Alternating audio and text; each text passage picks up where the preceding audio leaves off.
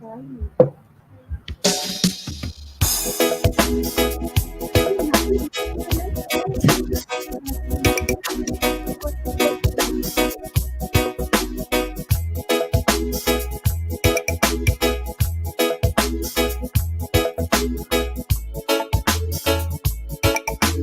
man. Feel me? Poo, poo, poo, poo. Yang himatan, dia fakalata. Ini ala, sino e kakala. Gosio to veve, ye papai he lala. Tunga he ete ofa mafana. Tangi no kuloto, ye feo hi oi ofa. Si io tu felenite, o tu motuanga ofa. Hotoloto ete, no foten hia noa. Mabai hokuloto, isa hesi he lala. Oi seu te peko hai, nai tene lava. Ete ofa, epe au, oe vaha. Amusia pesi, la umanu ete puna. Fotu ai ete, ofa ihe funa fonua. Si ilile hetele a, mata la helilifa. Fotu he gagala, hembe a fainga taa. Te utongo hokuloto, ie ofa mafana. Ke una lutu, akisi ete mamata. Tangi hokuloto, ie feo hi oi ofa. Si io tu felenite, o tu motuanga ofa. Hotoloto ete, no foten hia noa. Mavai hokuloto, isa hesi he lala. Oi seu te peko hai, nai tene lava. Ete ofa, epe au, oe vaha. Amusia pesi, la umanu ene puna. Fotu ai ete, ofa ihe funa fonua. Oi seu te peko hai, nai tene lava. O ko kore ke uhu whanga mo he tala malo e whanua. Kau mai ngahi tala whatapu kutoa pe. O ku whanga ue atuaki. Pea mi he ngahi polokalama ku whawhahauko atu pe mi heni. Whatapu atu ki a hau eik. Kau ma hataki lotu. Hatahi whanua pe he whoki he tonga. Pe ma sola. Vulang kutoa pe ku ongu atu ka teki mautolu. Ai Polokalama Mavahe koini. O ku lawa ke whahauko atu i hauani. I he hauani whoki ku tatali rei ki mautolu. Pea mo happy new year atu ka teki mautolu. Tala monu atu of pena mo ma'u hata of o monu ia I he ngahi family ko toa pe ku mo foki ki ai pe he foki ki ngahi whanua ko toa pe ku mo iai o ku tala monu atu ka teki mo tolu ai ta of o koni ku tau kamata ia pe mo Polokalama ko ni matu unga I he whiri ko ia Fale Alea whiri si I Fale Alea ko ia atonga tapu walu ai a whahoko ia ahatahiwa ku to e foki mai Polokalamani ke whahoko atu e Polokalama e ua ai ka Polokalama I he whewhini pa mo Polokalama I he tūsite ko ia o wike kahau ki mua I he aho whiri ia ko ki mai ai ko te Polokalama Mavahe koini pa mo Kanititeiti pa me tonga tapu walu ko spice kutu ai mai heni ke mawhakahoko atu e Polokalama koini ai I he ahoni ka ku whiwhia peke tai rei pa mo whatawange ka inga o ku ongo le rei atu e Polokalama koini ke te kimotolu. Ko e Polokalama foi koini hua atu e whamalo lahi ki a sela alovili ai a kune sponsor e Polokalama koini ke lawa o whakahoko atu e Polokalama koia pe mo Kanititeiti Fikatolu tonga tapu walu spice kutu ai a kune heni. E taimi tatau pe ko loto ke tai rei ai Kanititeiti o kuheni I honi ke ma Polokalama te whewhini. Spice ko whiwhia foki ke tautale rei koe ke Polokalama ni. Ko lo tuke ko fuataimi ni ke tala no ai pa mo Polokalama I Polokalama ni. Ka ko inga ko Fale Alea ko ia ko ke pore ki ai. O kumatu ngai tai heni ke whahoko Polokalama ko ni. Tautale rei koe ke Polokalama ni. Ka mo whatawanga pe o kulere e mea kotoa pe me tongani. Whewhea ke Spice ke whewhini, whewhea ke a tongata pualu. Oku mau pe tong tapual wa mate de fe wa ke ko e firi ya ko Koe. ata de via de fini ka inga ya mo to ta ko to pe oku me ama ke Polokalama amana kita fa ko pe mi tong tapual malo Koe. abito Malopit, ko tu pe o ku pahang pe ko e me ki ulu mai me hena hang ki longa ko pe ko hare tio po ha ka iyo pau e pe ko me ke nga aki e ka ku nga ku ka sai pe ku glau pe o ngole rei pe ka ta hoko tu pe nga pe ka pau ko ha me te ki longa pa ki tu hifo pe he ku ko ta pe solo ko tong atu ko ni kamata le Polokalama ko tong ale ai hula ya mau fitu hen oh ta ko longo ai me hulo ta ko longo ai me hulo ta sai pe ke nga ke ta le pa ta ha pe pa mo po ka ma hulo ha ku o ngole rei pe ya spice fo malo fo pe pega ta ka ta hoko atu pe I he ta programa ko lo pe foki ko fili Fale Alea ko ni me fra hoko to pe weekend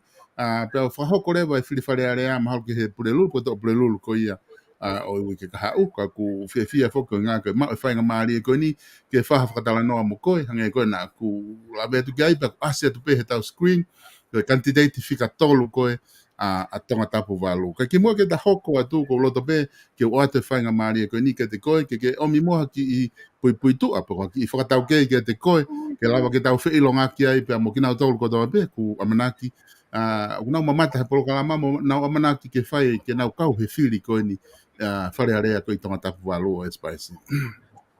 malo abito ko ko wingoa ko spice kutu pe me fola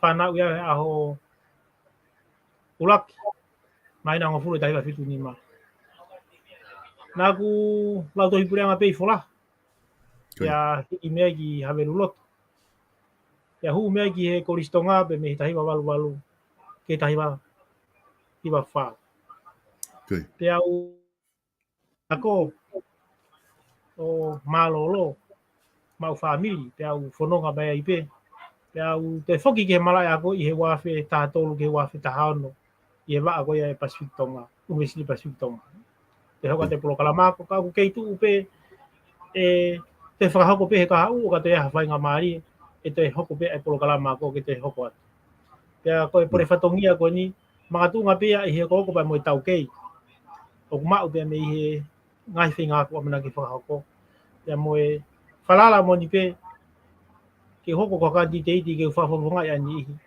o toe whima wiwiringa te au malason Koe. Kone tu koe ni Spice koe ha ai tau ke ngā ue ku ke maunga e ngā ue ku ke iai he tainim I he whahoko whatongia ku ke whahoko mai ki mo koe ni ke hoko koe Quantitative. koe ngāwe lolotonga koe maunga moitu maue koe ngowe pe son Koe.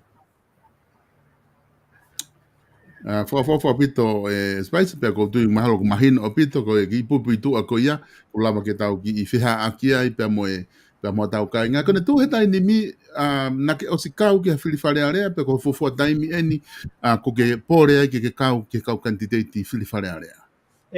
Solo na ku waki kau ki mo he whiri Fale Alea mahalo pe ke wa ta wha o ta nima Koe. kana mahino pe ke te au ia he ku whiri ko ia na ia e kau tangata lalahi a ho mau wahe ngai taimi ko ia. Koe. Na ia se mistau e lang whakahau. Koe. Ko tu iwata, ko tatu iwata. Ko e pure whawahe ko ia taimini a William Sisfa. Koe. Ko sione hawe taione. Ko e kau mo ngai tangata ia he tau ko ia, ko kau tangata lalahi. Koe. Kana kai uhinga e ku kau he whiri ko ia he taimi ko ia. Ko haku whie hu ki he whare. Na imagino pe ke te au ia tu nga ko ke whakakau nga tamaki mala ia ko. Kana ku whakam ke taimi pe he taimi ko ia ki hanga expose ke kakai. O ku ia hoku loto he mala politikare. Ka mai mo vision ke mala politikare yang ai tau ka hoko mai ka hau. Koi. O Maria Bito, spice e whamatala ko ke whai. Ai aku mahino ki te au, o ikai ko toki whakaukau i hake pe koe whiri koe ni i he mālolo ko ia, e whakafofunga ko tui o ku mea i ko toa pe ia, e he kainga o tonga tapu walu, pe pefo ki tonga tapu, ki tonga ko toa. Ai whakau, ai whakafofunga koe ko ne pe kia, i he ngā ue pe me ngahi fua whatongia na ne whai ma tonga tapu walu.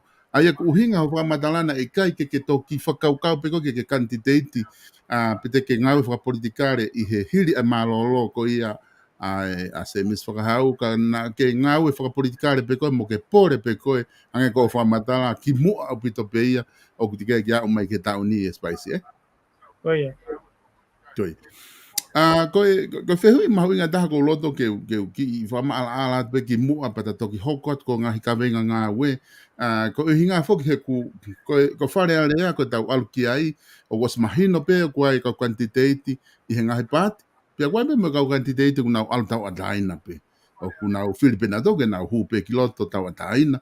Toki o pe ia o whiri holoi ko hae whahinga kulupu po feitu unu ki ai ko fehu ia tu te koe o ku iai hapati o ku ke kau ki ai i ho Kanititeiti ko ni pe o ku ke alu tau ataina pe ho Kanititeiti E so ni ko tui pe ko fehu i mahu i ngai au ke fehu i mai aki.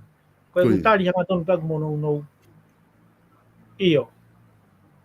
O koe pāti ko whamari malu ai, ko e pāti whakatemo ka alati o tu motuanga ofa. Te kuto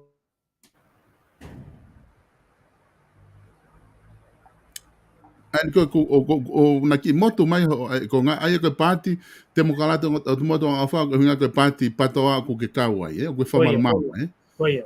ai ka ne tu leva ko ia o ku ke i he patoa pe aku anga fe vai ai mi ko ni o campaign na fa no i he Polokalama campaign ni na fa hoko mai i he ngahi social media ane fiaf na fa no ai na le ai a maten tapo eluelu ko fofonga fogia tonga tapu fana ne pehe ku taha pe Kanititeiti patoa ko so se fonga vis he hea o we ga hate Kanititeiti ke me yang avis a patoa ai ko ni tu le ba ta mai ke fa mal he patoa tra mai he bati ko una taha pe o ku fere vai a o Kanititeiti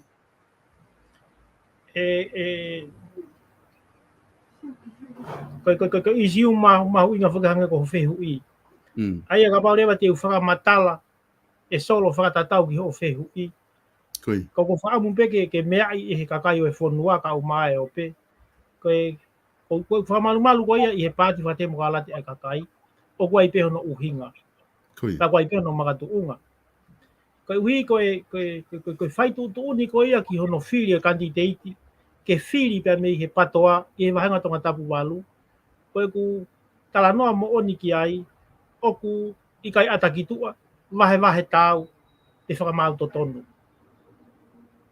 Okay. E koe, makatuunga ia e ku resita ke uwhiri he ilo pau. Oku i kai ke atakitua ngā ue koe ni hono whiri o toko taha. Ke ne whafufunga e pātoa mi tonga tapu walo. E koe isiu maari e whokia patoe mālohi ang e whoki. E solo. Koi. Ko ui hena e to tonu ke ui ha whakataha ai wahe ngā whakaluku fua. Koi. Raki. Pea kua pau ke takai, ke alu takai ai kau whafofonga e patoa, o talanoa mo takai o e wahenga. Koi. E ngai kui kaulo keke. Te makatunga mele ma mi ai hono fatu, pe ko hai e toko taha, o ku tau, ke ne whafofonga e wahenga whakaluku fua.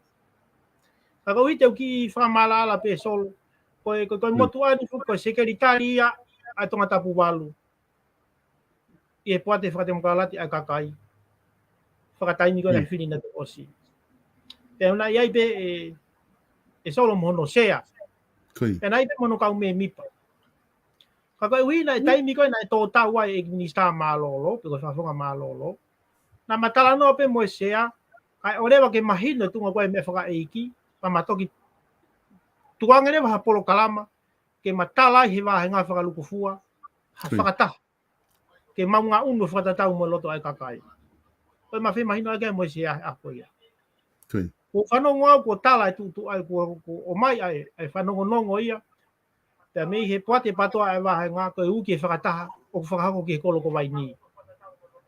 Koi. Tana ko o mare au pito, i he uki whakataha ko ia, te kai ke ulawe ia u moesea, ai tuunga ko ia, peko haina ane ui. Lolo tonga ko ia e solo na e whiri maua he whakataha, tai toki tukuanga pe maua he whakataha. Ka pau koe ata ki tu aia mo e whakamau to tonu, mo e pule lerei, ko pau peke fou i he whakatutu ni ngā aue. Ka ko hui he koe kuango i mo ilo pau koe fonga na e whiri o ku i kai i tāu. Koi. Koi. Pea, kai lewa ki ha tokai o ki maua.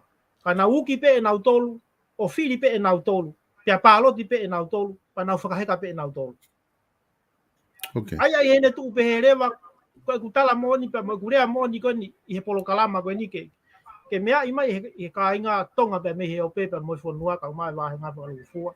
Koe ku whakatonu rea ke he mea kone na e hoko, koe whakafufonga patoa pe a vaini, na e whiri pe he komiti vaini, pea whaitutuni pea vaini. O ku kei whakangongo e wahe ngā whakalukufua, ko hai o ku whiri me he wahe ngā whakalukufua.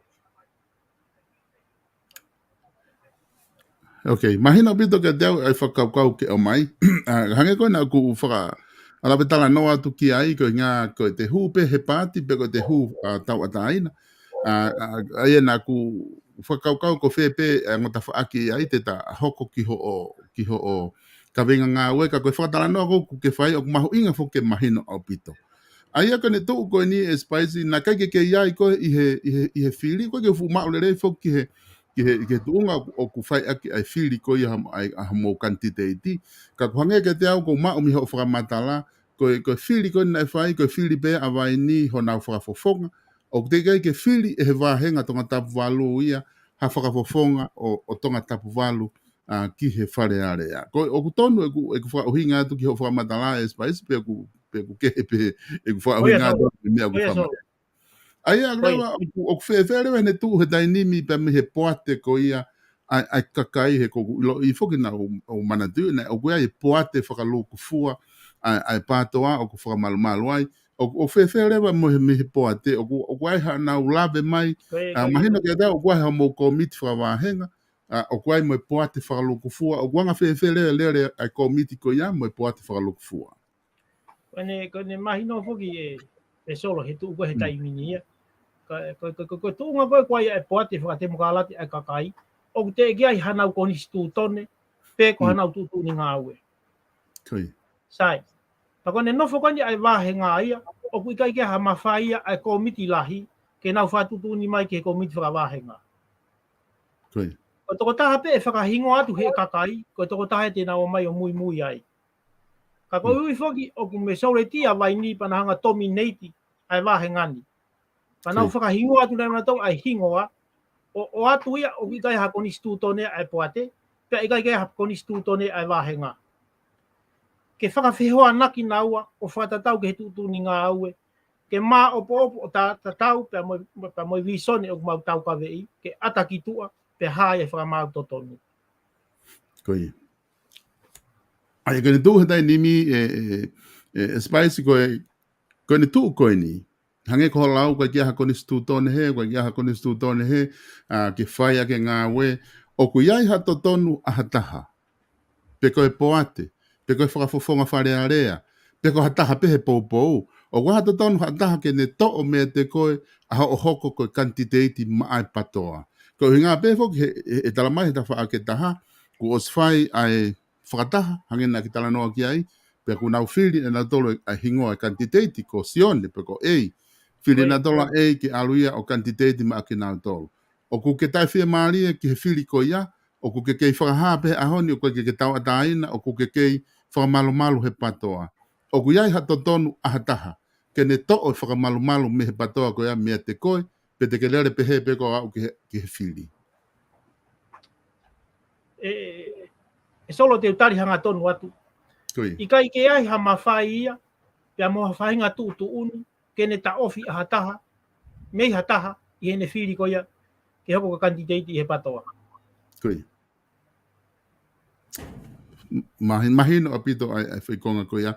Ai ko uhinga ia o ko ke pore ai pe koe ke Kanititeiti, ma ai patoa ia te koe pe ne o hange ko lau ka ki fe mari ke fili koe ka ku ke lere pe ko ka quantitative o patoa ta pe he pe ku o ku ke a kon ke wi ka au he fili pe hanga rewa tonga tapualu ia o fili koe ki Fale Alea ka ke na fili na tolu ai ka quantitative tolu koe mo toko fa foki ki tonga tapualu Koia. ko fe ia tu ko hu koe ki Fale Alea ko hai te ke pou i Fale Alea te ia haloto ia te koe te ke loto sauni ki he patoa ko nga ko na uri aki koe te ke aluko pou ki he whahai koe pure anga pe ko kau no pere kai te ke tuanga pe ku ke ngau aki pe patoa ko nga ke lava ke fili koe ka kai ki loto pa ke te alo sauni e fo i palpare ma ko ni me loto ko hai me te ke hokke te koe ka fili koe tonga tapualu te ke kei tu mau i ho o pou ke patoa pe i kai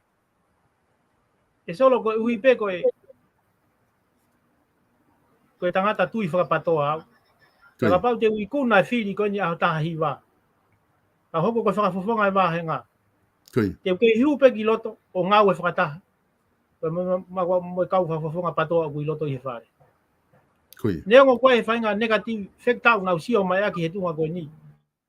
Ko huu me tonga tapu walu te uke ngau e whakataha pe munau tō. Koe. Koe mea taha ko whi eke atu e spice. E malawa whi ke mou ngau e whakataha i Fale Alea o goni koe ki o hama ia koe ke mou lawa motolo ngai whakataha mai kau whakafofonga koe ni i tua Fale Alea. Na mo ostala noa mo nao tolu ki he isiu koe ni pe kulere aki pe ho tau ataina ke hoko koe whakafofonga. E solo na mawasi tala noa pe ki ai. Koe. Mawasi tala noa pe ki ai pa mo piveni pa ma tala noa ki ai pa mo mateni. E nau talange pe he kai ke holo mui te ukei Filipe. Koe. Mahina pita. O te ai ha mea ku ke loto ke whamala ala mai ta whaakoa ko tuipe ku mahina o pita ta whaakoa ko whia awhi ki ho o ka venga ngā ue. Ko ngā whoki ke ta campaign ni ke sio e ka inga whaari atu ko te kinau tolu ko e uhinga e ku ke hua i ki Fale Alea. Ka ki mua ke ta alu ki ho o ka venga ngā ue o ku te ai ha mea ku ke loto ke whamala ala mai i he isiu ko ni ko te tala noa ki ai a ho ke i whakamalu pe i he patoa neongo na i kai whiri koe e whakatahake ki hoko koe na o whafofonga. Koe mea pe solo ko tokanga ki ai. Ke toki i whakamanatu pe ke ni ihu nau ke i tātālaa. E ku mahino pe ke te au nau lawe tuki au he mea la. Ka tu i whoki ku ai komiti ku nau whokotu. Pe a kapaurewa ku nau whehu ia hanga hi mea pe heni. Ta una mahu inga ke nau foki ki he miniti o e whakataha ke whakamaalala me iai. Ta ui foki ku hoko pe e nau ngahi sio mai me tawha aki ko ngahi wepolo, ko ngahi tala noa ngutu pe. I kai ke aha miniti ke whamaa opo ki ai, peha tutu ni ngā aue, peha konisi tu tone, ke tari ui ki ai. Pea mo Kanititeiti, ka umaa e ka ume miwa patoa ko tohe wahenga koe. Mahalo ko ki mea pe ia e solo ko whamu. Koia, ko tui pe mahalo ku e tuku ai konga ko ia, ko ngā nai whai pifoko no whakawhei, ai kotoa ka Quantitative, pe aku mahina o pito pe ka te au spice, ko taimi mo ua ene ngahi malanga campaign ko i ngahi kolo, whaha mahe ka Quantitative, e kātaki ku osi mau e nau palani e nau tolu, he nau campaign, i he aho kotoa pe, i he ngahi wheitu, toa tutoa, me hafua, ko ngā na kai ke lava ai, ke nau lava mai, na whaampe ke nau heni, ke unga ka pau e lava ke mau tala noa, ku lava ke nau tari mai, a ngahi mea koia, ku whai ke whakatala noa, ka neo ngoia. Te tahoko atu ki ho ka venga ngā we, ko hae ngahi makatu unga e spicy, ko hae ngahi makatu unga, tefto i makatu unga, o ku ke pore ai ke hoko, ko Quantitative whikatolu, ma atonga tapu walu, ko hae a difference te ke hanga o whakahoko, i ho hu ko ia ki Fale Alea, o makatu unga i he ka venga ngā we ko ia, o ku ke to mai ke awe ki he kakai ke nau sio ki ai. Ke ka venga ngā we, o ku pore ai motu ani ke hu moia ki he whare. Koe. O halanga whakalaka, whakasosiare mo whakaekonomika. Mai whanua mo e wahenga. Koe. Te au kui loto ai e ako, tau taipe mo e ngoue. Mahalo ko e ka venga ngā we ia e motu ani. Koe. I e ku whakatoka ngai. Koe tu ka e wahenga ni, o ku tō lalo au pito a ekonomika he. Yo Mavahe ngā kau mai whanua. Koi. Kau pore ngā aue koe ni. Ke kake pe te whakalaka a ngahi mawanga mo uia kakai. Ki ma. E te ki whakalaka ange. Koi. Koe whakalanga tā noa pe whakisolo he ni hange koe ni. Koe mau whakafofonga Fale Alea koe ni nai toki tō tau he malai koe ia whanonga anga. Koi. O si mahino nai a tita mai ne ngā aue o mui mai. Nai kei ha tāla whire taha pe toi whehu ia. Koi. Ka koe uhi o ku mā opo e ne ngā ue ta tau pehi he pāanga mo ngā ripoti ke. Ka koe ku whakatoka ngā i o ku ikai ke ngā unu waka ia whakalaka i tonga tapu walu. Koi. Tonu mai ngā ue, tonu mai palani, tuwha mai paanga, fau mai pehe halanga totonu. Kai ke more ia. Koi. Ka koe ku wakai o ku ikai halanga whakalaka ia e hā he wahe ngā e solo. Koi. Ka koe ku pore taki ki ai, ke u whakahaa ki he kakai, ai o ku malawa, ke whakalaka e wahe ngā, e palani ngā ue kua mena ki u whakahoko. Aia ko tala noa koe ka pate taki i whakaiki ko tala noa koe ki he ako, koe hae whakalaka o e ako i he wahenga o ku ke whakaukau peko tonga ko toa, o ku ke whakaukau ke hiki me he tuunga daini ni ke tuunga, koe o ku ke whakaukau ke humo i ki Fale Alea.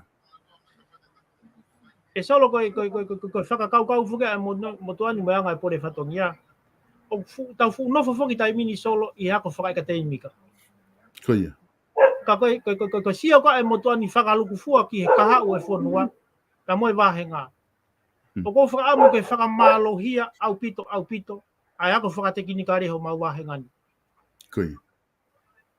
Pea, i he tawha ke tau tai, o kou whakaamu ke whakahu e tau tai, ki he silapa e potu ngāwe ako, koe re soni mawahe ia. Koi. Koe ui he ko tau e ria whakaluku fua, koe lahi taha o tonga ni ia, koe kere, ka koe o se ni. Koi.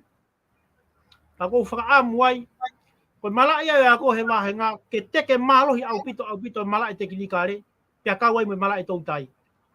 Ke whakotu hawa a mawahe ai wahe ngā, pe koe abu ki whakololo, ke ave mo tau tai o teui, ai whanau tupu e whanua, ke nau hoko koe kau tau tai.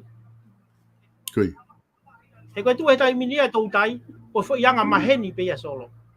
Koe tupu a ke pehe tangata iki na e uku, pe koe whakatere. I kai ke ako e tangata tau tai ke ne maua e performance ta to tonu, ke hoko koe tangata tau tai, ke ne omi ha benefiti whakalukufua, mano wahe ngā moe whanua. Koi. Aia kone tuu he dai nimi e spaisi koe ngahi kawenga ngāwe maho inga ia ko ke whakaukau, teke whakamamawhai ho ngāwe ma tonga tapuwalu, pa ke whaari ki tonga tapuwalu koe ngahi mea ini teke hanga hiki i he taimi koe o ko teke huai ki Fale Alea pe o ko ke tui whakapapau e tokoni ia ki he wahe ngā whakalokufua.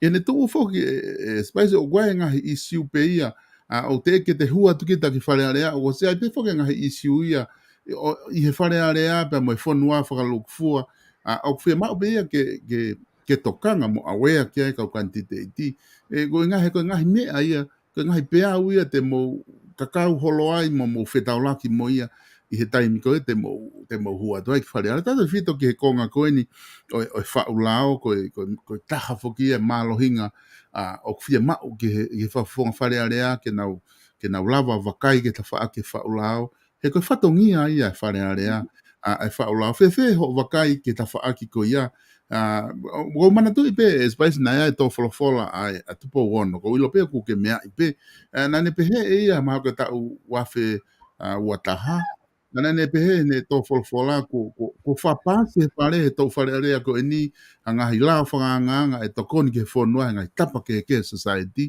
ka guai ngahi lao ni uha mai tōno no e tau mua. Pe hange e kai malawa e kau whamau anga ke whakakato, ki he le rei taha honau whatongia ki he society. Ai aku o uhinga o gua ue ki he ne awhio ko taki a whanua whakalukufua. O kune wakai mai pe ia ki he ngā ue kai Fale Alea, ki he mea ko nau tefto i ngā ue whaulao, o ku tōno no he ne wakai, o ku ikai ke sai. Koe haho tokoni e whai i he tawhaaki koe ni, ko tawhaaki mahu inga ni, homo hu ki Fale Alea.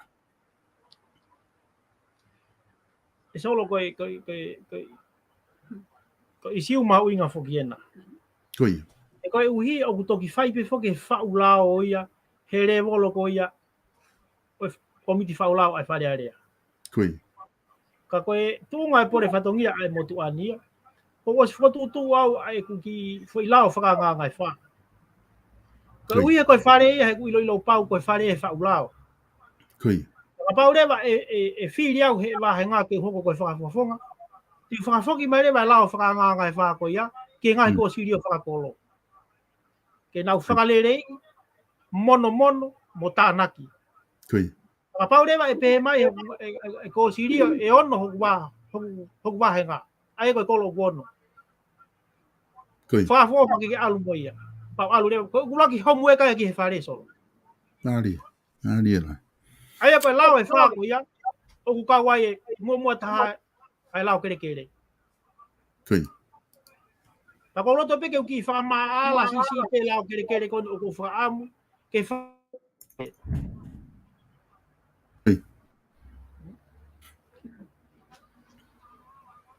ki fa ma ala no ko ya solo ko no fo ko e kolo. O ku e kolo o fa malu e gi no pere. Koi. Pe agwe kolo o fa malu he gi minista fo noa. Tofia pure anga mo tofia no pere. Koi. Koe hui foki o tai pe mo mawhai ai loto, ia teki naua. Koe mawhai o kui koe kōsiri o whakakolo. Koi. Sio koe no whai a kolo ko toa pe koe o mawhai na lahi ai ua. E no pere, o koe mawhai e no pere, kai e mo mawhai ai kōsiri o whakakolo. Koi. A koe hui he ku wakai koe ke tunga lao e whonua ke, lao kere kere e whonua. I he ku puaki hanga tonu ku pōri o. Koi. He koe uhi, o ku wao whangatuku pehe no pere ia e mea kotoa. Ka koe uhi tona no whatu mai mawhai ia koe kōsiri o. O koe rewa ngā e prinsipo o ia, o kuna kehe ai. Koe uhi he koe no pere, koe foi tupu whakaholo pe ia e solo. Koe tupu whakaholo pe ia. Ka utau ala ke peta tohe whainga monu malu koe anga i tau nuku whakasosi are, o tau whakapapa koe ke ue ia hata. Ka koe uhi, koe mawhai koe ia kōsiri o ia, o kure si sita i he pure anga tonga. Ka koe moe nau koni stu tone, o koe moe nau tutu ni ngā aue, pa nau to tongi tuku hau he pure anga. Sai, o ngai principolo koe ia whakakakato ia e he kōsiri o. I he tawhaaki koe ai hou eiki, o ki kai aha nau mea pehe anau tolu. Koi. Ka pau rewa solo i aha taimi, tena whehanga hangai. Ai no pere, pe koe ki minista mo e kōsiri o. E kehe rewa ia. He ku no fwate kōsiri o ia moe mawhai kakato. Ngai tu ni ngā e whakalago whie mo ke whakakato, o smau e kōsiri o ia.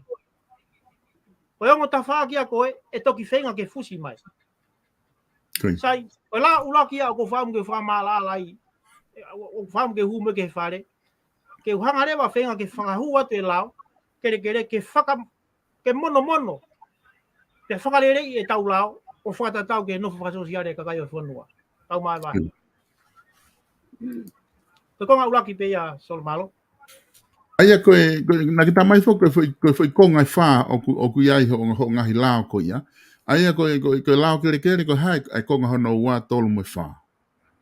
Aia koe lao hono ua koe wha umpe ke whakahu, ai lao ko ia ki he mala e o tau tai. Koe. Ka wai e whakalanoa ane nai ke whakafoki e tau tai ke hoko ko hare soni mawahe ia i he silapa e ngahi ako. Koe ia. Hange koe ku wakai ki he anga whonga tau tai o e ngai mea mo ia o se ni. Aia ko osi ko fotutu ko ne lao ko ni ke taimi tatau o kui he malu e kakai o e whonua nau tau ataina he koe nau mawanga mo ui. Pe taimi tatau e ola lere ke whakaluku fua, taimi tatau e ola lere ke pure anga. Koe. Ai ka hai a lao hono tolu, koe whi e lia ku ke whakaukau ke whalere i he lao hono tolu. Aia koe ta whaaki koe e lao hono tolu, koe e kea koe he kakai whewhine e nau totonu. Koe. Ku taimini ku mālohi foki. Pea koe e kea pe he kakai whewhine e nau totonu he whaamiri pe koe kolo pe koe siasi. O ku kai ke te ai hamagatu nau whakahoko ia. Ke nau te turi ha nau tonu hia. Ka koe whaunga pure ko ia e solo. O ko whaamu rewa ke whahua tu halao whakaanganga. Ke toi eke he kakaitanga ta e nau to tonu tatau mo ki nau tonu. He kai ke hoko pe palo pare maia ia tangata ata. Ka e taim tatau. Ko toi pe seti ma alunga moia. O toi hoko pe moia kakai whiwhine. Ako whakau kau rewa ke mono ngahi tau konis tūtone ko ia. Ke whihoa naki moia ngai tau no whakasosiare. Aia koe konga ko hono tolu os mahina konga ulaki e kere pana vanofu ke no whasosiare ngai wingi ko ia mahina tau tai ke hiki i hake whakakau he ngahi slapa ko ia ko ngai mea ko koe tala noa ki ai e kea ko to tone kakai whiwhine ko ke tala noa ki he discrimination of women because women's right. Te tala noa hanga tonu pe solo ko human rights o ko whenga ki ai. Okay. Ka pau te eke peto tone kakai whiwhine o nau tolu pe ia. Ka ko human rights o ko whaamu ke whakalere i. Ke whakatou katea ta tau e whiwhine mo tangata. Okay. Ai ko harewa lao hono wha, ai elia hono wha o kuke focus ai ho ngahi lao ko ni o kuke loto ke humo ia. Ko ui whoki solo he hoko ai remittance, pe koe talaf paanga mei muri, Koe. koe paanga lahi he humai ki he whonua, o ta tau pe he wike, mahina pe moita. Koe. Aka ui koe tau kau wholau ki muri he tori fo ia kau. O kui kai ke a halao, pe ka tutu ni pau.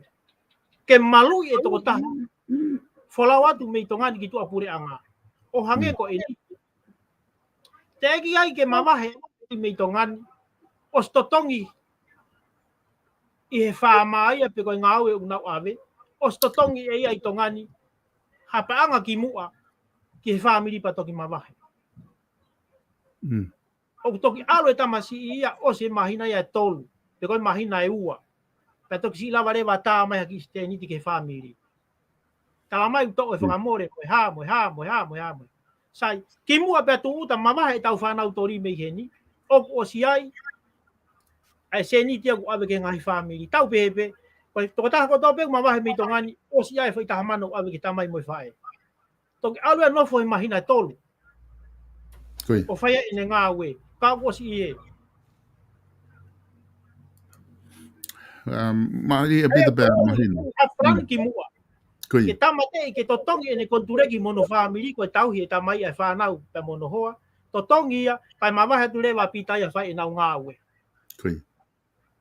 ai ko ngai ta fa ke ko fa mu ke mono he ku hoko a tala panga me muria ko panga la hia ku mai ke fonua la ngai ta economy ko pe so ai ko hai ten totongi foi tahamano ai ko ke fua ko la ko ke o ku ke ngawe ke ai totongi me fe foi tahamano ke ngahi api ko ia ke lava ke na fainga maari e ka fola watu ko me ale rei fo ke ni ku ta no ke ai ko kawen he issue la hia ni tau fe paki mo he ahoni oku tala no fo ke remittances oku hu ate paanga trafiki tonga ko kawi he paanga la me pesete fa no pe fia fanga full topu ki he tau economica he tau GDP ka ko hinga fo ke ni he fakau ka time ta tau na mai tau ka kai o fai ngawe o fia ma o ngai fonua muri Australia no Zealand whakalato ngai fonua hoko ai mo ngai paloparema fa sociale ia ai ako o tau si o ke he nimi ka ke ngā tai kwa mata ke fiu kumi he pure anga ia he ngai businessi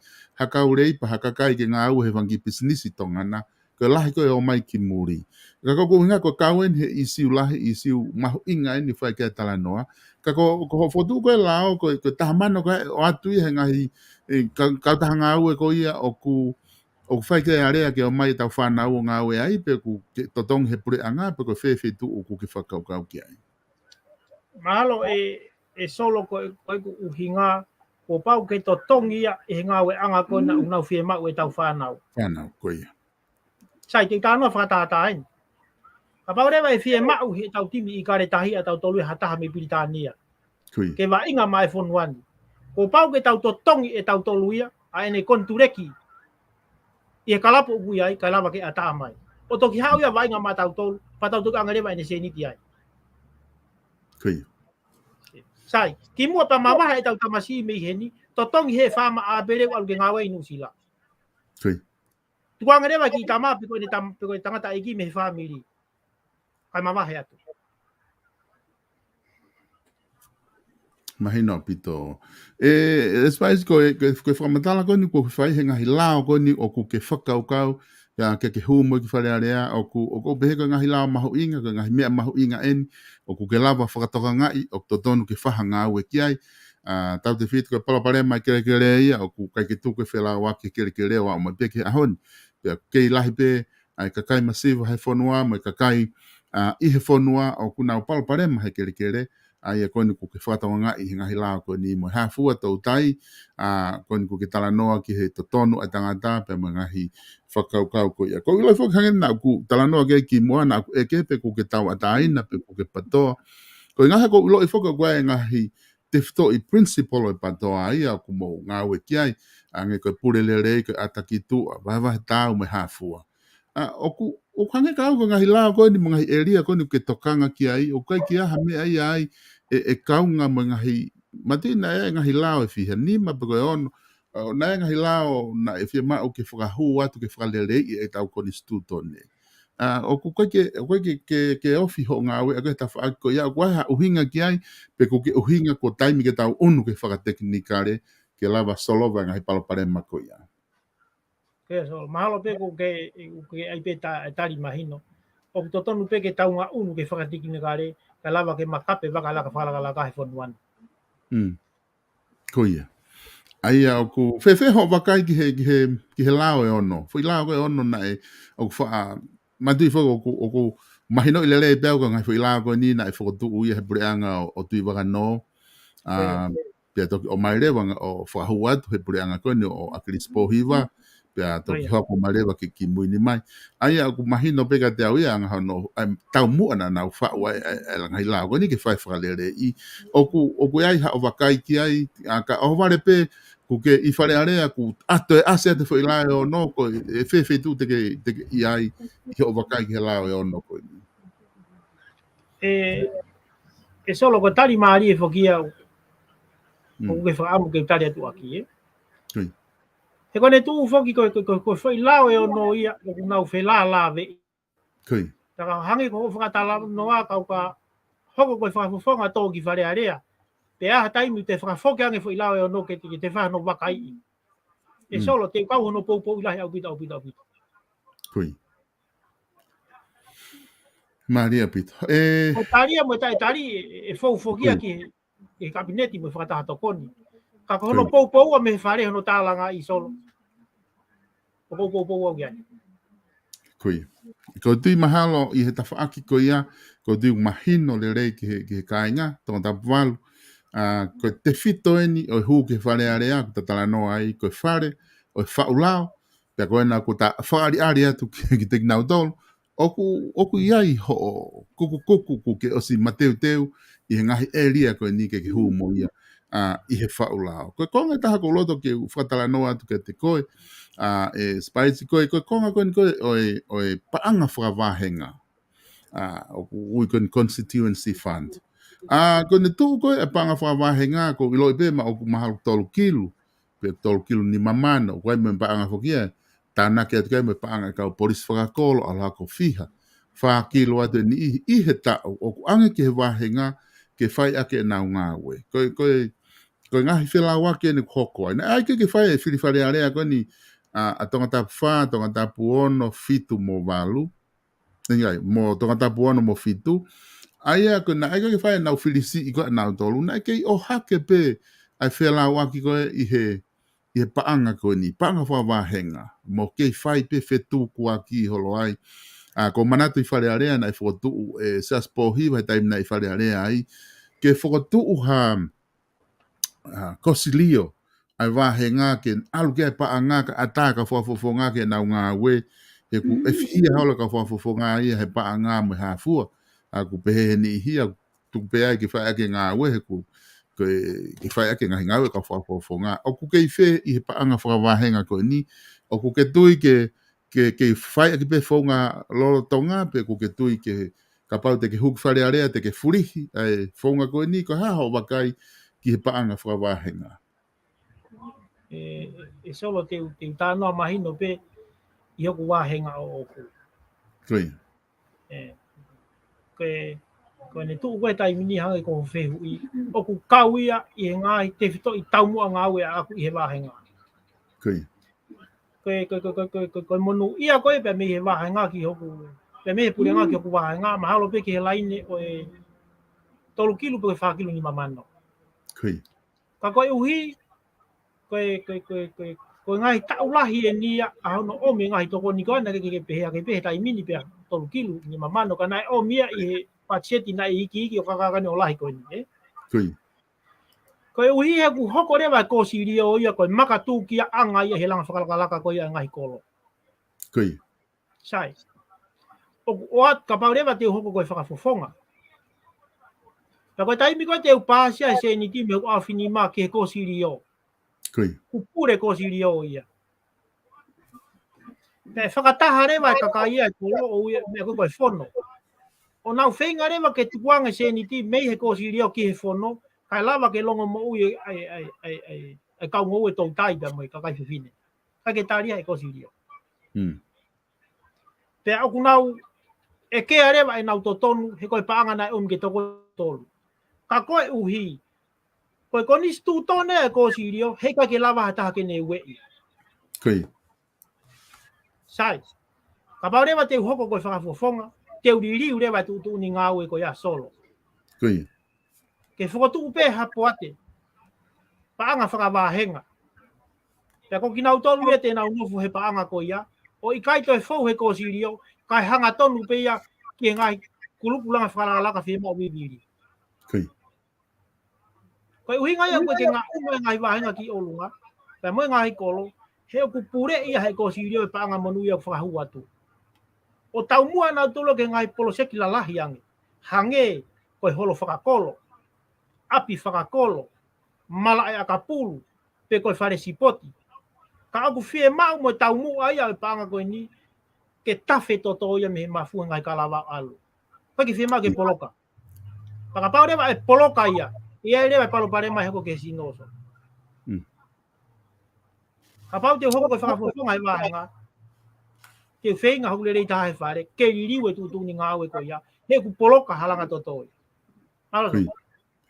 Maria pito ai whakakua huku ke whai. Ai a koe ni tuure mana ko ia ka pau e sai e ko siria whakawahenga te nau whai e nau tolu ia ngā ue ke wahenga ka lawa ki ata rewa ka whafofonga me ngahi mehe paanga ka lawa ke whai ka whafofonga ia ho nau te whito I whatungia ki Fale Alea hange ko ia ko ke whakatala noa ki ai. E whewhe I he tainimi ho wakai I he tuku he tainimi oku ke pehe fulahi paanga koe ni oku umai ke ngahi wahenga pe ku ke pehe ku whiunga pe ku si pe ku hahe ku kotonga pe foki he tainimi oku tau whai mea koe ia ku ange e Fale Alea fu paanga koe ni ke tokon ke wahenga ka ke pehe oku wai ni oku nau whanga ai tu koe ni paanga wha wahenga oku nau pehe benefiti ka whakafufonga Fale Alea I Fale Alea I he paanga whakawahenga pa kono uhinga whe mau ke awe ai ke ngai kosirio mo me ake ata kai tuku e nau campaign ake paanga whawahenga. Whe honga sio ke fulahi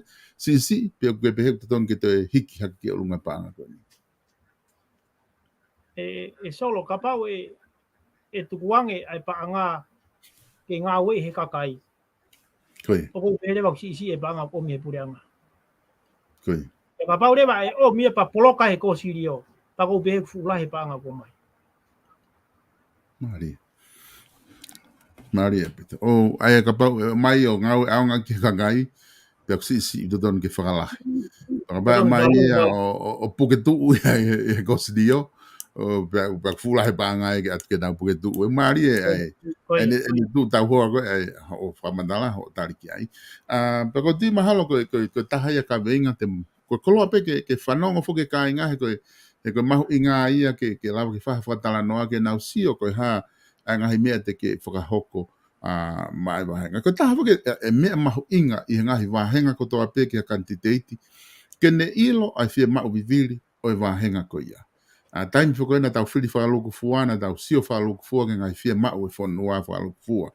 Pe au kei lava pe e mo tole tai nimi ho mo whiri whakawahenga ke mau ke sio ko mau vahenga mo sio ke falu fua ka ku fehu ia tu ku ke osi I whakatala noa ki ho vahenga ko koe hanga hi fia mau vivili ku ke lava tala he dai nimi me ho vahenga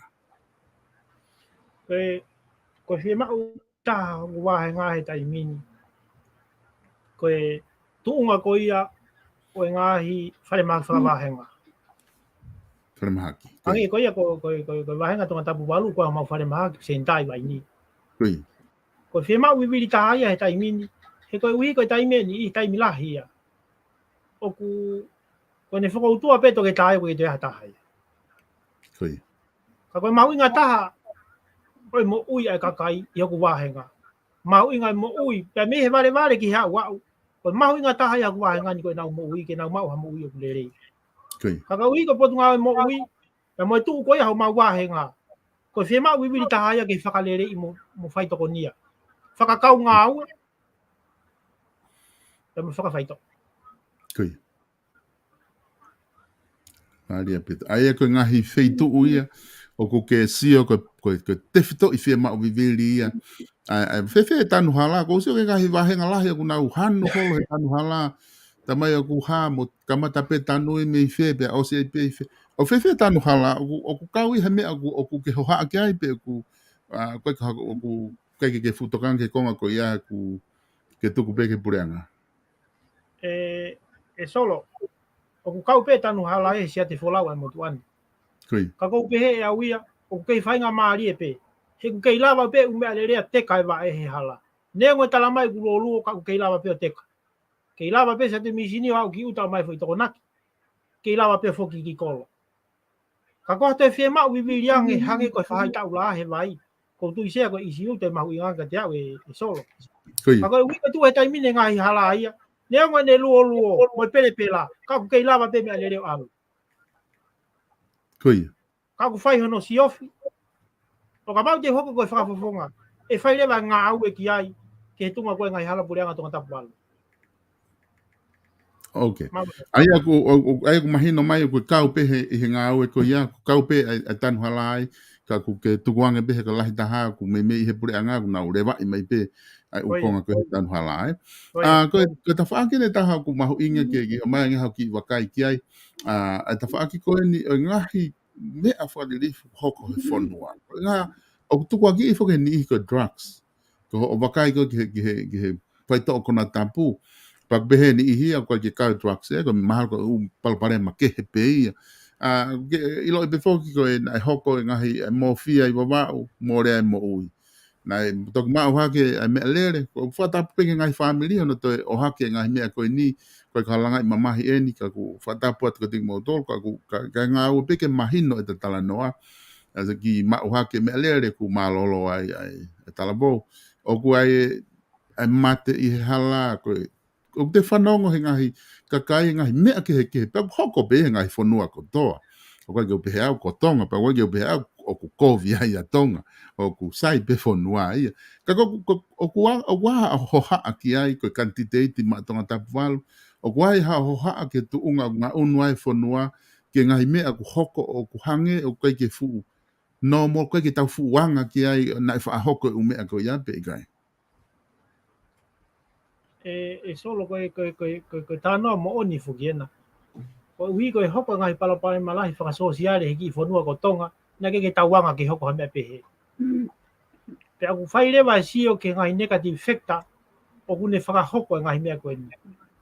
Pe aku mahino mai, o ku kau ai drugs, I he ngahi factor, o kune whakahoko ngai palapare ma whakasosiare koe ni solo. Koe.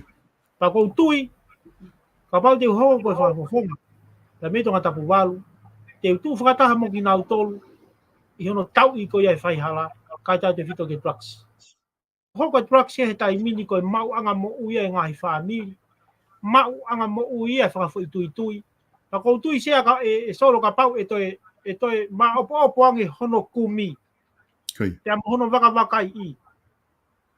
Kou tui pe sea solo e au peke ngahi business la. O nau fou mo ki nau tolu ai. Ka pau e mui pau. Ka koe uifo ki solo koe ngai maka tu unga. Ko whaamu ka e motu ani, ke ulaki whakatu ha komisoni tau a taina. Kui. Nono tau e whaihala. Pe o angelewa mo ane ko nistu tone. Ange mo ni tutu ni ngā aue. Pe angelewa pe mono ni fuhau ke uu. Ke u. Mon lai. Au rewa hei kai o ange ngai whai kurai tiuri ae ko ne tolu pe wha koe ni. Kui. Lawa ke tau e whaihala e whonuan. Kui. Oku maari e whamatala ko ke whai ke komisioni ko tau e whaihala. Ngā ku whemau ke osi ko ngahi mea pia. Ato e mea koho no nau teunga tau, mo nau teunga ke nau ngau e aki. Whemau ke ai whamatai me whai nifo ke maasila ke lawa ki uu he. E wana hange ko ompat meni ku ngā koe ke lawa ke nau. Tamai toko lahia koe ke lawa ke uu. Potu ngau ke. Oku mahu inga pewhewe ai ene tuu koe ki he trucks. Ka pau e whotu e komison tau e whaihala. O ku ke tui tene lava o solo vai Polokalama ko ni trucks. E ke solo vai a osi ka ko ngā tene lava tuhifo me he tuunga ko ni kutau ia hitai nimi. E solo ko tari mahino ki ai. E lava peke ne hanga o tuku hifo. Ai kalafi ko ia o trucks. O ka pau e omi hani ia me tō purianga ke nā whai whatongia. Koi. Ka pau e pehe ke whiri pea i tongani. Ko nofo enia e whamiri mo e ka ainga. Pe au whelu rufu pea. Ko omi ha kau tama kau seniare pe me tō purianga. O toki whakalahi me i tongani. Ke nā whai tau ataina ngau e koini. Koi. Aia kone tuu fuke tai nimi i he tau wakai atu koe ki ai. Whe ka pau e whakatu e tau komsoni. O koe fuke ni ihe kuna whakangai e tuunga koe kuia he tai nimi komsoni. O si ai fuke e tau lau te kia ha tau tutu uni regulation ki ai. Ka guai ai ni ihi whakapolitikale ko nau asmai e whakangai. Ai komsoni ko ni mono lau nau pehe. Ko tariui koe komsoni ko ni nau te albenato tariui ki he whatahato ko ni mo e pēno lo mo e mea ko ia. Aia mahino kane, ko whewheho wakai, ka pau koe mo o ni ia. Ko komsoni koe whakatu u, nau kei tari ui pēna doria, ki he wheitu koe ni whai ki ai, no tau whangai, e toko lahi whakapolitikare, o ko tari ui ki ai. O ku ke pehe e ngau lere komsoni tau i whai hala, pe o ku totoni ke te whai peha te wakai ki ai. E solo. Koe pipiki pe foke wheke ia he maka ulanda tau pe moi. Ea. Koe ku tari whapoto koe ki ai. Goi. Kou tui pe i kai. Hika kene mau e na tula to tonu e whakamau to tonu. Goi. O ka pau e te whakafoki peke tari ui ki kau tama koe nai olunga. Koe tari ui ia solo. Koe tari ui ia ke whai ia ki ha tau pehe nofo mai e maa katahataha koe komuni ueri. Koi. Ia e kau tama te nau tautu me iai. Koe ri poti e whaika nau tolu. Mo tari ui ki ai. Koi. He ko hangai koe utala noa. Koe ne pipiki pe wheke ia he fu makalanu mata. Nau ta tau e pe nau tolu. Koi. Spice kon tu fu he dai nimi ko dok wakai hake ta taimi ku ose ta taimi ka neongo ia. O koe mea o ko loto ke te fok ke tale kamata ta Polokalama o koe ni ihi o kuna omi penga hi fehui i he foi eria ko ni aina ta kamata ai. Pe hangai ko na ku whakatala noa ke te kohe kamata. He kai ke talava o tala noa ko toa he ngahi isiu ko ia i he Fale Alea ke o maiha o wakai ki ai i he foi Polokalama pe taha ko ni. Ka te talawa o toki whakaosi ha ngahi mea na te kai ke ta au ki ai. I he Polokalama hoko. Pe a moha mea te ke whia tala noa pe koe ki ai. I he ta Polokalama koe i he whewhatu site o wike ka hau. Ko honga ni o kulahi taha e whehui mai. O ku whehui bena tolu i ho o tawhaaki ko ia. Ko Kanititeiti ko ke whamalu he patoa. Pe ko loto ke uta ki i whoki atu ki ai. Ke ta ki i o mai beha tari ke ki whi mea ki whi whakau kau koe ni. Ko ngā ke osko e po ni tau whia maari e kotoa e kakai. A ki nau tolu koe tonga tapu walu. Nau behe sai behe koe ku ai behe Kanititeiti ia. Ko whiri he patoa. Nau alu nau tolu he ko ei ko spicy e ni une tala mai. He kai lava o to o keifo malu pe mo he patoa. E lere pe mo he patoa. Ko konga ni o ku whi mai he kau whanau ke eke atu kia te koe. Kone tū koe ni i he whiri koe ni kua osi he wafe ua taha i November. na lahi ua foke u quantitative e patoa ngai whetu. O nau pehe ko taha ia, o e palapalema na e tō ai a kau patoa toko lahi, mei Fale Alea he whiri koe ne wawhe wa tahai no be ma. Ko i ngā na tau toko ua e kau quantitative, ko i ngā na e mawai ua a takulupe ua. Aia kone tuku ko ia, o lahi wa kono whehu i mai, e whehu i koe ni. Kone tuku kone tani mia ko mo ua koe ni o quantitative e patoa i tonga tapu walu. O hange ia ke ni ihe nau whehu i, o te kai ke ako, ki mo tolu ia e patoa, me he palapalema na mo whepaki mo ia i Novema, i he whiri ko ia, o ua e o quantitative, pia tolo ua kai mau i he quantitative kehe. Ko whe mea mahu inga ke te koe i he ne tuhe tai nimi. Ke mo whakataha, o mo ngau e whakataha koe fo i kulupu, pia neo ngā pau waha whangi whihala, ka taki i pe ka mo ngau e whakataha, koe ngā ke teke pe fo i quantitative taha, pe o mahu inga ange ke ataki tua, a ngā ue me ngā himea koe ke malanga i, pe lere ua pe ko hae pe wakai kakai pe whai akia. Spicy te tuka tuka te koe ke te ki wha mala ala mahi ta wha ako ia, e kei hoha a pe mo kau ngā patoa koe koe, koe ngā i he tuunga kuua mo quantitative tonga ta wale taini. Koe, e soni, koe, kai hango i koe sini e ua, o kuna pala liri, pa anti-fine ke tau hio kia. Sai, koe ku whaka amu a kuia. Koe. Koe toko taha pe, ke heka he waka patoa he wahe. Koe ku tuia mo whaka amu. Kaka ui whangi o ku matoko ua. Koe. Koe ku whaka amu ke mautaha pe. Ana mahalo na si mahino peka na tolu e kutari. Whaunga no mo mahino. Ka au peke toi aho ua aho tolu whoki peo taha e ke ikuna pe patoa ia. Ai Kanititeiti koe ni he taimini. Ai tama koe patoa ei. Omi kia ka patoa pi. Ke na presentation. Pea omi lewa ka tau ataina ke nau whai whakamau. I koe sini no mahino ngofua au pito. Koe ne osi whai presentation koe ia. Osi mahino ke toko taha ia koe alu. Koe nau bapa okei. Malolo koe pi alua ei. Koe heka e toko taha alu. Na osi puake mea koe ni. Tau pe. A mateni mo pi ven. Na osi tala noa peka nahu wike ua kohiri. Toi wike taha kua matala peki ai. Short and sweet. Koe o mai pe tamaki hen. Taimi mo e feitu. O mai whakataha ki ai. Omi me kau tau ataina. Ke nau whakamau. Osi pe nau whampa nau pe mai spicy malolo koe. Tali lere iau kia.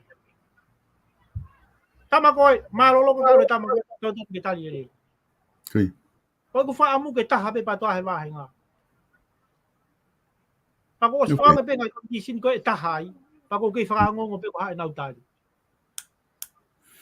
Aia koe ne tuu koe ni he whanongo ko whamatala spicy o ku kei iai pe ki window wai, o kei iai pe ki whainga maarie, ke taha, he ko whaamu ke taha pe Kanititeiti patoa, ko i ngā ko mo sio koe ia ki he palapare mana e hoko i Novema, i he whiri Novema, tau toko ua, pia tau katoa, nihi koe na tau toko ua na e mi tō kotoa, ai patoa me ngahi wahenga koe ia, kai mau ia e ni ihi koe na e hoko hake aina na tau ataina. Aia kau hange ke te ho whamatala, even ka toi ahe taha ahe ua, e kei malawa pe, ke taha pe Kanititeiti e patoa, pe e kei kuna pe ia i he whiri koe ni. O ka pau te nau whai ai mea na ake kore. Koe o toki i whaka ongo maange ke mahino au pita mea na ake kore, ke o mai ai Kanititeiti koe ni na e whiri e patoa, Kanititeiti whika ei, ke o mai ke mo talanoa mo koe, ke mamata mai ke kakai, koe mea na ke whia mau ke Kanititeiti ka lawa ke holo mui ai toko taha. Koe. Aia ka pau o mai Kanititeiti ko ia, e lava mai Kanititeiti, pe loto maolalo ke lava mai ke mo talanoa, pe a whiri he kau whiri tau taina, o nau kei whiri pe nau tole Kanititeiti, ko Kanititeiti ei, te ke loto le rei pe koe ke holo mui neongo o ku ke loto ke Kanititeiti. E solo e lava ke utari io. Koia. Ka pau ata kau tau ataina e o mai ke whakamau. Koia. He gulawa pe solo he taimini, koe ni ku ke si interview wau. O ku si lava pe taimini ke whama opo, ko hai au i ho o lau. Koia. O si lava pe taimini ke tala mai e ko. Koia. Sai, o kou tai tari fia, ka pau e loto fia maari ke ma presentation. Koia. Maria pito spicy pe ko tui mahalo o ku mahina o pito e whakaukau koe ku ke o mai. Ko tui te ta tuku ai Polokalama ai. Ko ngā koe nau kei open i pe whai ngā Maria. Ki he Kanititeiti taha. Ki nau dolo ku nau popo ki ai. Ba me haa pe whai ngā mea. O ku kei iai pe whai ngā Maria. Ke whai e whakatala noa ko ia. Toi ta whai Polokalama taha. Ko i wheftu site koe wika hau. Te ta hoko atoa e ta tala noa. Pe ka pau te utoi wakai. Ki ngahi whehu, o ko mai ko te aset pe ki a te koe ngahi whehu ko ia i he tainim. Te wakai pe ki ngahi whehu ko ia, na koe ngahi whehu ia e aonga, ki he ta tala noa koe wika hau, pe ta hokot ki ngahi isiu ke he, whakataha mga ngahi mea, te ke whia tala noa ki ai, ke ta whaosi a ke ta Polokalama i hui ke kahau, mahina pe ki a te au, ko e Quantitative whikatolu koe, tonga tapu walu, i e whiki koe ni wamana ke whahau ko wika hau, ka te oa te whainga maari e koe ni ka te koe, spice ke whama opo mai, ka waha mea aku nā ke loto ke talanoa ki ai, pe te whama tala ki ai, o ki kai ke wau ki ai wha talanoa, ke whama opo mai ki toinga koe ni. Ki mua ke ta mawai he poni, tato ki whelonga ki i he tūsite koe wika hao. Se kou whamalo atu pe i mau ai whainga maari e koe ni. Lava ke whakahoko ai e Polokalama koe ni, ke mea i mai he o pe ka au mai ka kai e whonua, mai kai ngā hoku wahenga i tonga tapu walu. Ai pore taki, pia mo ngahi te whito i whakakau. Ai tau mua ngā aue, o ko whakaamu ki whakafunga ai ai kai ngā ki he whare he te whirisi i koe ni. Mahalo pe ka pau e whakahoko atu ki he kai ngā koia o Luani, Malapa, au mā veikune ki Longo Teme, ko tupou rewa ki e roto kai anō ka au mā matawhahi, inu ke tūru, tupou mālo. Pia mo e kai ngā mā futuku i aulahi, ke he ufanga lupe. Watu ai ku fia au pito, ke mou whanongoa mai ere o mou Quantitative whikatolu ke te whirisi i koia. O wahanga tonga tapu walu, e amana ke whahauko koia i he wike kahau. Patawang ke mou manatu ai motu ani i he te whiri koia ka whahauko. Atu ai tala monu ka te motolo ngahi ngā aue, pa ngahi tau mua ngā aue kotoa pe, ngā tau ngā aue whakataha mai ai. Malo au pito tua o whatu. Malo pito, spice ufa malo lahi atu ki te koe i he lava le rei koe ta Polokalama i he poni.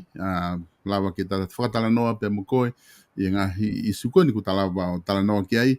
Ka hangai ko ku whamatala, te toki hoko atu i he whiaftu site koe ia o i wika hau, taim ta tau pe, ki modolo ku mo whanongo he Polokalama, o ku ma whamalo lahi atu ki te modolo i he lava koe ia ki mo mamata i tau Polokalama Mavahe koe ia, pe mo Kanititeiti Fale Alea o tonga tapu walu, spice kut, ai aku nei heni ke ma whahoko atu, o ma whahoko atu Polokalama ko ia e poni.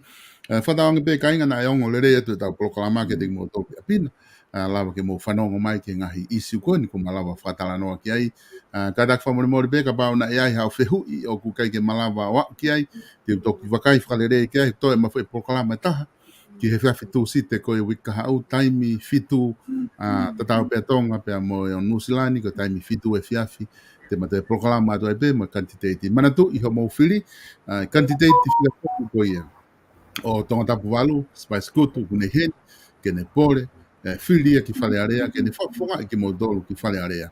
Taimi tatau pe, ko atu mo e whamalo, ki a sela aloviri, pa mo ki mo dolu ko tau pe, mo sponsor mai Polokalamani, ka malo lahi atu i he whainga maari e koe ni, o ku mo whia ngawe ake ai Vipon Media, ke o atu ai Polokalama tau ataina koe ni, pa mai kau Quantitative, mea pango pe, kai ke lava mai kau Quantitative, ke whai ha talanoa mo ki nau tolu katoa, ka o ku mahina pe ke te au, o ku nau whemo i tina, i he ngahi campaign i koe nau whahoko. Ake ta po uri ai, ta toki whelongo aki, i he tu site wikahau, o whatu ke te koe pe mo e talamonu atu, i he campaign i whahoko. Kainga koe lava ia tau Polokalama koe he whiawhini, pia ku whamalo lahi atu ke te mo.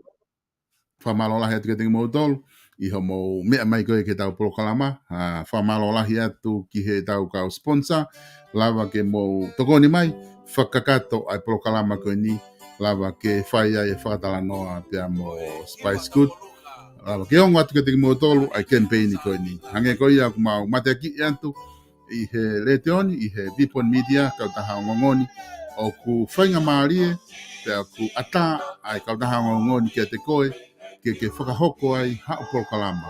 Ke whakahoko atu ai hore o ka pau kai mau whawhetu ke whakatala no ai. O ata ai Vipon Media ke whetu taki mai. Mahao kau sponsor ke whakahoko atu Polokalama. Ke te mau whai ho mau lelei taha ke whakahoko atu ia i he whaunga. Whaka professional ke lawa ke hongo atu hore o. You might never know na ko le o ia tene whafufunga i koe ki Fale Alea. I he tau Fale Alea koe ni. Ko ilo i pia kuai ki fihi o kuai ka ko whamalo lahi atu ke mo tolu e kainga ka me whamalo lahi atu ki a kau sponsor ko no spicy i he Polokalama koe ni tato i fito ke Kanititeiti fika tolu tonga tapu walu Spice Good ko e Kanititeiti ia o kune lava mahe fia fini ke whahe whatana noa ki ai o atu e ne poretaki ke mo whanonga ki ai ko ngata e tau Polokalama he poni whamalo atu ke ngahi kau sponsor ko toa pe i he kau taha ngongoni o gui bifoke kau sponsor anga maheni neongo e toki whai tau Polokalama i aha uruaki ko ia whē poeri kau whai ki hu mai i he wikeni mo e ahoni mo e tusite wika hau ko i ngā pe ko tau Fale Alea o ku whahoko ia i he aho tahiwa ka mo mea tau toki whilongo aki